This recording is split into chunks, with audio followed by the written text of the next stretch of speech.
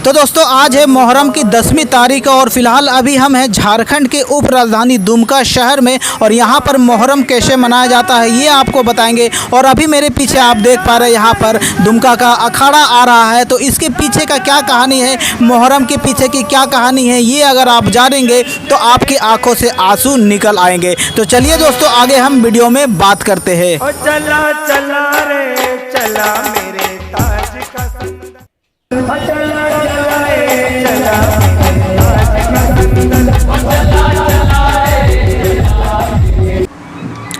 तो दोस्तों मुस्लिम धर्म का एक त्यौहार मुहर्रम, जिसको आप सभी तो जानते होंगे, जिसमें ताजिया निकलते हैं, ढोल नगाड़े बजते हैं, सिप्पर निकाले जाते हैं। तो दोस्तों क्या आप जानते हैं कि यह त्यौहार नहीं बल्कि एक मातम है? अगर नहीं जानते हैं तो दोस्तों आइए हम आपको बताते हैं कि ये मातम है तो कैसे मातम है, इसके पीछे की कहानी क्या है। जी हाँ, वाकई में दोस्तों ये जो मुहर्रम है ये एक मातम का त्यौहार है, लेकिन दोस्तों यहाँ पर इस्लाम धर्म में मातम मनाना भी मना है। और अगर आपके घर में किसी तरह का मातम हुआ है तो आप जो है सब्र कर लीजिए और अपने खुदा पर यकीन रखिए, यही है इस्लाम धर्म। मुहर्रम दोस्तों इमाम हुसैन के साथ जो शहीद हुए थे उनके याद में मनाया जाता है और इमाम हुसैन के याद में मनाया जाता है। तो अब सवाल ये आता है कि इमाम हुसैन है कौन? तो दोस्तों आपको बता दें कि अल्लाह के रसूल मोहम्मद सल्लल्लाहु अलैहि वसल्लम के जो नाती थे वो है इमाम हुसैन। दोस्तों आपकी जानकारी के लिए हम बता दें कि जो मुहर्रम जो है ये इस्लामिक कैलेंडर के मुताबिक साल का पहला महीना है और इस महीने के 10 दिन तक जो है शिया मुस्लिम इमाम हुसैन की याद में जो है शोक मनाते हैं, अपने आप को चीर फाड़ लेते हैं, तलवार से काट लेते हैं, सर फोड़ लेते हैं, बहुत तरह के यहाँ पर शोक मनाते हैं। तो अब ये शिया मुसलमान है कौन, तो आइए जानते हैं। तो दोस्तों इस्लाम की तारीख में हमेशा से ही पूरी दुनिया के मुसलमानों का खलीफा चुनने का प्रावधान रहा है, यानी पूरी दुनिया के मुसलमानों का प्रमुख नेता आप बोल सकते हैं। इसलिए दोस्तों पैगंबर मोहम्मद सल्लल्लाहु अलैहि वसल्लम के बाद खलीफा चुने गए, तो जिन लोगों ने हज़रत अली को अपना खलीफा यानी इमाम चुना वह शिया कहलाए, और जिसका मतलब है शियाने अली यानी हज़रत अली के समर्थक। और ठीक उसके विपरीत सुन्नी मुसलमान चारों खलीफाओं को अपना खलीफा मानते हैं और वो सही मानते हैं। शिया सुन्नी तो आप समझ गए होंगे दोस्तों, ये बहुत लंबी कहानी है, किसी और वीडियो में आपको बता देंगे। तो दोस्तों आइए जानते हैं कि इमाम हुसैन क्यों शहीद हुए। तो दोस्तों आपको बता दें कि पैगंबर मोहम्मद सल्लल्लाहु अलैहि वसल्लम के रुखसत के लगभग 50 वर्ष बाद इस्लाम धर्म के लोगों पर बहुत ज़्यादा अत्याचार होने लगे।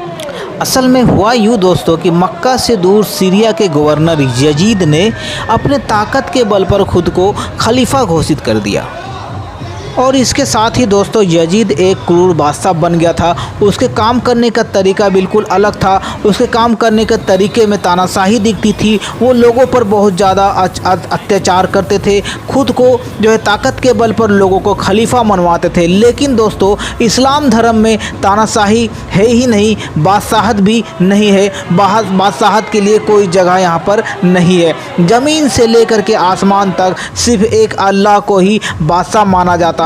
पैगंबर मोहम्मद सल्लल्लाहु अलैहि वसल्लम के नाती इमाम हुसैन जो उस वक़्त मक्का शरीफ में थे, उन्होंने यजीद को खलीफा मानने से इनकार कर दिया।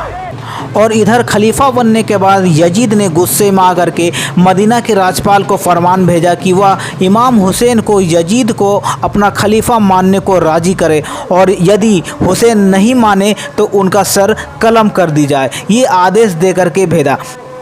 मदीना के गवर्नर ने इमाम हुसैन को राजभवन में बुलवाया और यजीद का फरमान पढ़कर सुनाया। फरमान सुनकर इमाम हुसैन ने जवाब दिया कि मैं एक अत्याचारी और तानाशाही जो अल्लाह और अल्लाह के रसूल को नहीं मानते हैं, मैं उसको कभी भी अपना खलीफा स्वीकार नहीं कर सकता।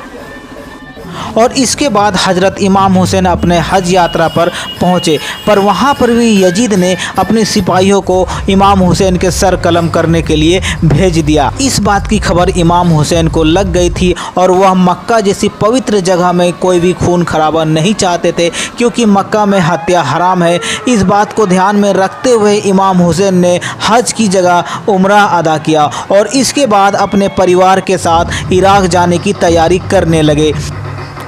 मुहर्रम की 2 तारीख 61 हिजरी को इमाम हुसैन अपने परिवार और अपने सभी साथियों के साथ इराक के करबला पहुँचे और वहाँ पर भी यजीद के सैनिकों ने उन्हें घेर लिए और तब जाकर के 2 से 9 तारीख तक जो है इमाम हुसैन यजीद के सैनिकों को इस्लाम के बारे में समझाते रहे, बताते रहे, बहुत कुछ समझाने की कोशिश किया, लेकिन किसी ने भी जो है उनकी बात को नहीं समझी और ना ही सुना। सिपाहियों के ना मानने पर और ना समझने पर इमाम हुसैन ने सिपाहियों से 1 रात की मोहलत मांगी ताकि इमाम हुसैन और उनके साथी अपने अल्लाह की इबादत कर सके। इजाज़त मिल जाने पर इमाम हुसैन और उनके सभी साथी जो है अपने खुदा की इबादत में मशगूल हो गए और इस रात को आसूर की रात कहा जाता है। लेकिन अगले ही दिन मुहर्रम की 10वीं तारीख को यजीद के सेनापति बिल साद ने एक तीर छोड़ा और जंग की शुरुआत हो गई। फिर क्या था दोस्तों, इमाम हुसैन के काफ़िले में 72 लोग थे, जिसमें से 71 लोग मारे गए और इमाम हुसैन अकेले रह गए। अचानक उन्हें उनके 6 महीने के बच्चे की रोने की आवाज़ सुनाई दी, जो बहुत ज़्यादा प्यासा था, प्यास से ही रो रहा था। इमाम हुसैन अपने बच्चे को मैदान में लेकर के आए और सैनिकों से कहा कि इन्हें पानी पिला दीजिए। इमाम हुसैन सैनिकों के सामने गिड़गिड़ाने लगे कि ये बच्चा प्यासा है, इन्हें पानी पिला दीजिए, लेकिन यजीद के जालिम सैनिकों ने उनकी एक ना सुनी और उस 6 महीने के मासूम बच्चे को भी नहीं छोड़ा, उन्हें तीर मार दिया और वो 6 महीने का मासूम बच्चा अपने पिता के गोद में तड़प तड़प के दम तोड़ दिया। और इसके बाद दोस्तों इमाम हुसैन को भी कत्ल कर दिया गया और इस तरह से हज़रत इमाम हुसैन इस्लाम और मानव जाति के लिए अपनी कुर्बानी दे दी। इसलिए दोस्तों शिया मुसलमान जो है मुहर्रम के दिन जो है अपने आप को चीर फाड़ लेते हैं, तलवार से काट लेते हैं, जंजीर जो है मतलब सर फोड़ लेते हैं और इमाम हुसैन की याद में जो है इस तरह से अपने आप को जख्म देते हैं और मातम मनाते हैं। और दोस्तों ताजिया सिपड़ भी उन्हीं की याद में निकाला जाता है और मुहर्रम की 10वीं तारीख को करबला में जा कर के इनको दफना दिया जाता है। तो दोस्तों उम्मीद करता हूँ कि हमारा मेहनत आपको ज़रूर अच्छा लगा होगा। अगर अच्छा लगा है तो प्लीज़ वीडियो को एक लाइक ज़रूर कर दीजिए और वीडियो को एक शेयर भी ज़रूर कर दीजिए। तो दोस्तों हम मिलते हैं किसी अगली वीडियो में किसी अच्छी टॉपिक के साथ। तब तक के लिए अपना ख्याल रखिए। जय हिंद, जय भारत।